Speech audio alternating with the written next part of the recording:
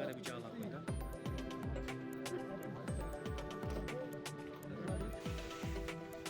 Lapatan sih.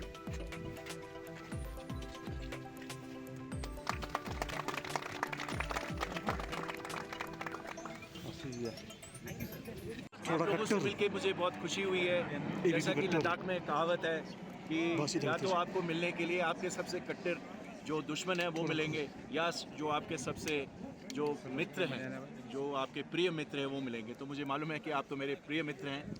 ये आज एक बहुत ही शुभ घड़ी है जो हम BRO ये ज़ोजिला पास हम खोल पाए हैं, और जो रक्तपेशी है, जो हमारी जो जीवनदायी आर्टीरियल रोड है जो कनेक्ट करती है भारत के मेनलैंड श्रीनगर से आगे जाकर के कारगिल और लेह के लिए जो जाती हुई सड़क है, ये आज 33 दिन के अंदर एक रिकॉर्ड कीर्तिमान स्थापित हुआ है, जिसमें हमने बर्फ़ को खोला है। दिन रात मेहनत करके ये ज़ोजिला पास खुला है।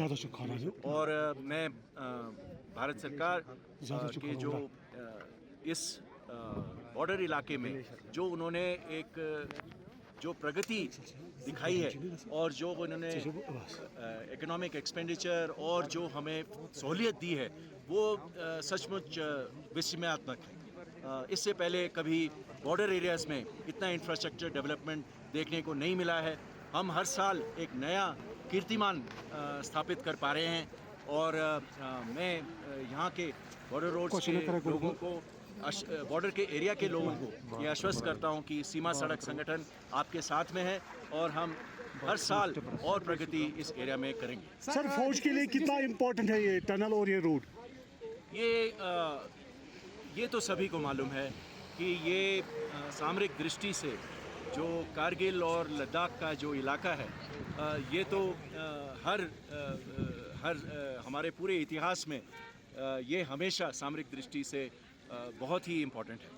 तो इसकी कनेक्टिविटी जो है, मतलब इसमें जो यातायात बहाल करने की जो सुविधा है, ऑल वेदर कनेक्टिविटी है, ये सामरिक दृष्टि से बहुत ही इम्पोर्टेंट है, क्योंकि ये ऐसा कभी भी नहीं हो सकता कि ये कभी कट ऑफ हो जाए और हम इस एरिया को हम जो इम्पोर्टेंस है वो ना दे पाए।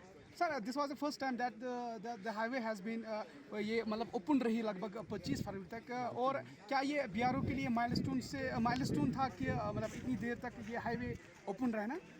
देखिए, हर साल हम चाहते हैं कि ये हाईवे कम से कम बंद रहे, और हमें भी मालूम है बोथ फ्रॉम स्ट्रेटेजिक पर्सपेक्टिव और and from the economic perspective for the civil administration and the people कि ये हाईवे खोल करके रखें। पर एक और बात भी है कि कितनी बर्फ़ भी पड़ती है और कब बर्फ़ पड़ती है, ये भी एक इशू है। अगर बर्फ़ जनवरी के महीने में ज़्यादा पड़ जाए तो इसको खोलना उतना ही मुश्किल होता है, क्योंकि बर्फ़ फिर जम जाएगी। तो हम अपना काम जैसे ही बर्फ़ बंद होती है, हम अपना काम शुरू कर देते हैं, और अपने पूरे विमेन विगर हमारे पास अभी सबसे मॉडर्न मशीनरी है। पर मशीनरी के अलावा जो हमारी जो एंथुजियाज़म है, जो हमारा जोश है, वो इन पहाड़ों से भी ऊंचा है। तो हम चाहते हैं कि हर साल हम ये एक आपस में जो हमारे दोनों प्रोजेक्ट हैं, एक श्रीनगर की तरफ से, एक लेह की तरफ से, एक विजयक और एक ये हिमांक जो है, ये आपस में कंपटीशन करती है कि ऊपर पहले कौन पहुंचेगा। तो इसी जो उमंग है और ये जोश है, इसके कारण ही ये जो इकोनॉमिक लाइफलाइन है, जो हमारा ये नेशनल हाईवे है ज़ोजिला से गुजरता हुआ, ये हम खोलने की कोशिश करते हैं। क्या अमरनाथ यात्रा में how many challenges facing by the BRO during the snow clearance operation of this strategy? देखिए, स्नो क्लियरेंस है तो डेंजरस ऑपरेशन, मतलब इसमें तो कोई सड़क नहीं है, और उस आपको सिर्फ अगर स्नो दिखाई देता है, बर्फ़ दिखाई देता है, तो आपको ये नहीं पता कि सड़क कहाँ ख़त्म हुई है और घाटी कहाँ शुरू हुई है। तो बहुत ही तजुर्बेदार लोग आगे लीडिंग डोजर में काम करते हैं और अपनी जान को जोखिम में डालते हुए काम करते हैं।